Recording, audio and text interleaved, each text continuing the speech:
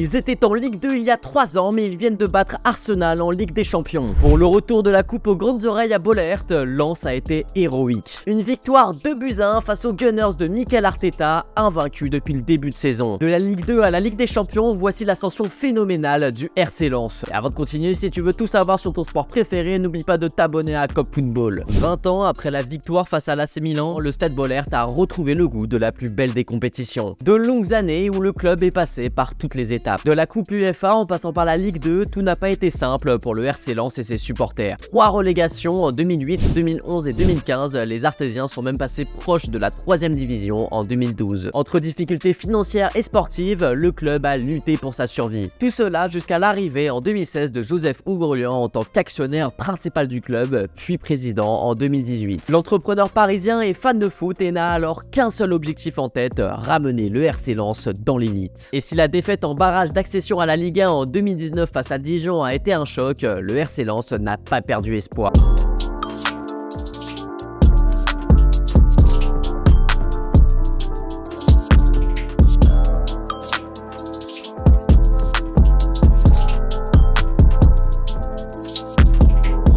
En tant que nouvel entraîneur. Coach de la réserve et inconnu au bataillon, le technicien français va devenir le visage de ce nouveau RC Lens. Aux côtés de l'ancien directeur sportif, Florent Ghisolfi, le coach va travailler pour bâtir un effectif cohérent et taillé pour la Ligue 1. Et dès le premier mercato, on a compris que la cellule de recrutement du club était excellente. Au fil de ces 3 années en Ligue 1, les 100 et or recrutent avec des joueurs qui connaissent le championnat. Fofana, Kalimuendo, Kakuta, Jean ou encore plus récemment le héros face à Arsenal, Elie Wahi. Mais le club donne aussi sa chance à des joueurs de championnat inconnus. Frankowski qui vient de la MLS, Openda d'Eredivisie, Klose de la D2 allemande, tout comme Danso d'ailleurs. Bref, le club s'est renforcé petit à petit sans bouleverser son effectif. Et dès leur premier pas en Ligue 1, les hommes de Francaise ont créé la stupeur. Un flirt avec l'Europe en décrochant la 7e place 2 saisons d'affilée, mais surtout l'un des jeux les plus alléchants du championnat. Le club obtient finalement le Graal la saison dernière, dauphin du PSG en ayant le 10e budget du championnat. 3 ans après, il ne reste que des vestiges de l'équipe qui a obtenu la promotion en Ligue 1. Jean-Louis Leca, aujourd'hui remplaçant, et Florian Sotoka, symbole de l'ascension du club avec Francaise. Mais malgré les départs ou les arrivées, ces 3 figures rappellent l'identité de cette équipe, la cohésion et la générosité. Des valeurs qui concordent avec le public lensois qui n'a jamais lâché le club malgré les débâcles, et qui aujourd'hui profite du retour au premier plan de ce dernier avec une ferveur plus forte que jamais. Actuel premier de son groupe en Ligue des Champions, qui sait ce que l'avenir du RC Lens nous réserve. Le club et ses joueurs sont ambitieux et semblent ne pas vouloir s'arrêter. Et toi, qu'est-ce que tu penses de l'ascension du RC Lens? Est-ce que tu crois qu'ils vont aller loin en Ligue des Champions cette année? Dis-le moi en commentaire.